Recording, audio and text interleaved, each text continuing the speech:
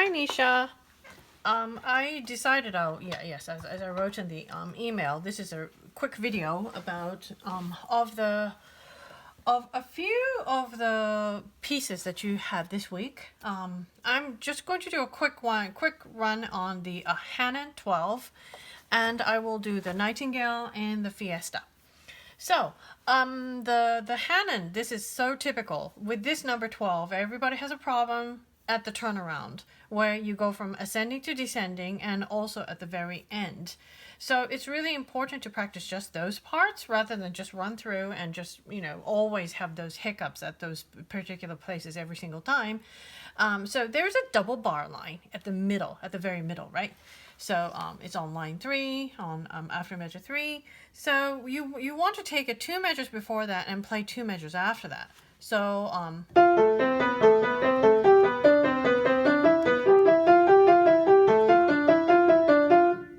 those 4 measures. I'll do that again.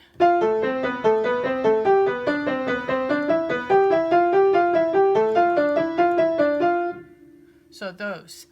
And okay, so that's the first turnaround, and the last one, the next one is the very end. So right before the last measure, where the repeat sign is, so you might want to play.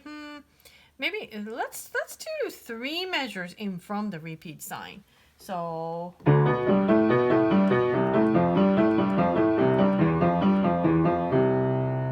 And do that again.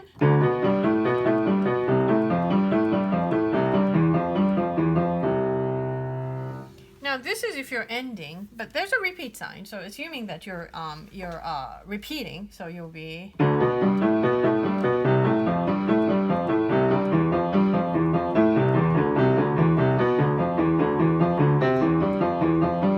So there is that awkward moment. I just played it and I'm like, wait a second, what does it do?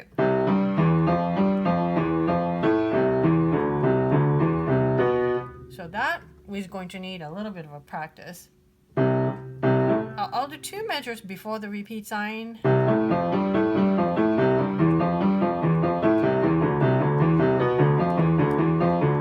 So I did 2 measures at the end and 2 measures at the beginning. So those are kind of practices that you probably should be doing.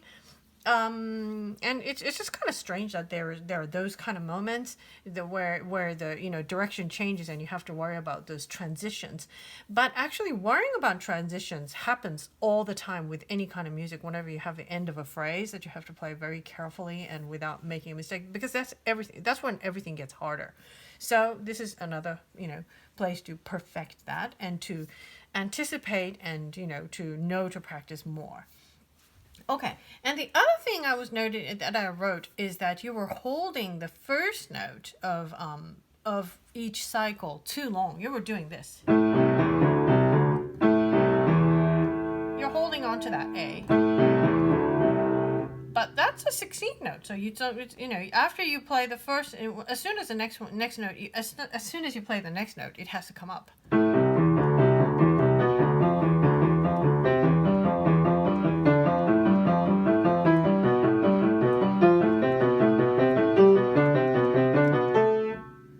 Same thing with the descending.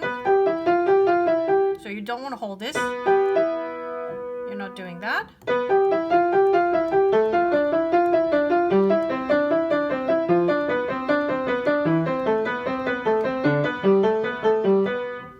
And with all of these Hanon exercises, the whole idea is to really be focusing on one finger at one time for each hand. There's never a chord unless you're playing the and those are the chords. But in these anything from here 1 through 30, you don't have chords. So you're really playing just one hand, one finger at a time. So you don't want any sounds to overlap. And that's why those staccato exercises come in handy. It's I'm going to play the staccato, not really staccato, because it's counterproductive to do this with your hand when you're playing Hanon. Your fingers need to be on the keys.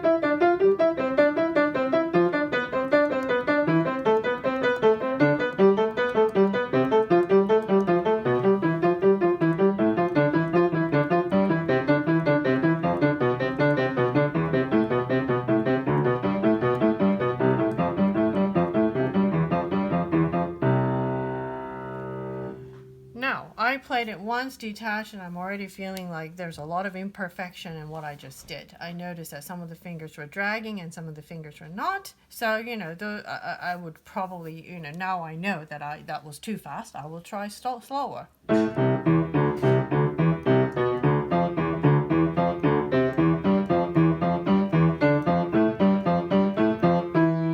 Something like that. In the video list, your recording list, I wrote 108. Maybe that's too fast. So you can pick a tempo that you can play well. It should be very even. It should be very precise, and it has to be, you know, you have to be able to control it. So work on that. So that's Hanon number 12. You have to work on the turnaround and not holding on to that first note of every measure. Okay, so that's Hanon. Next one is the Nightingale. You know, your left hand is good. You know, based on the Thursday video. Where you have issues is really, I think you probably have a habit by this time. You know, this one.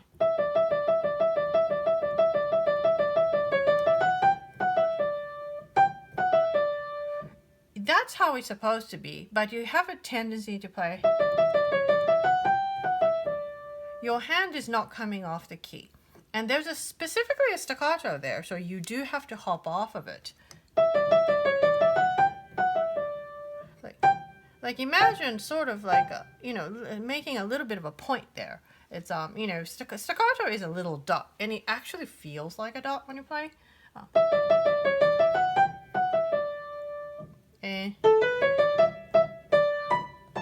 There's no, I'm looking at, I just jumped over to measure 9, the top of page 73, the first line. If you look carefully on the last measure, there is that slur, but there's no slur. It doesn't connect into the A, so you do have to detach at B.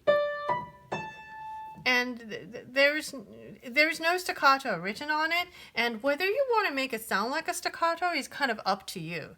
But still, the part, whenever there is a slur, you have to look at the part that is in the slur and that is not in that slur.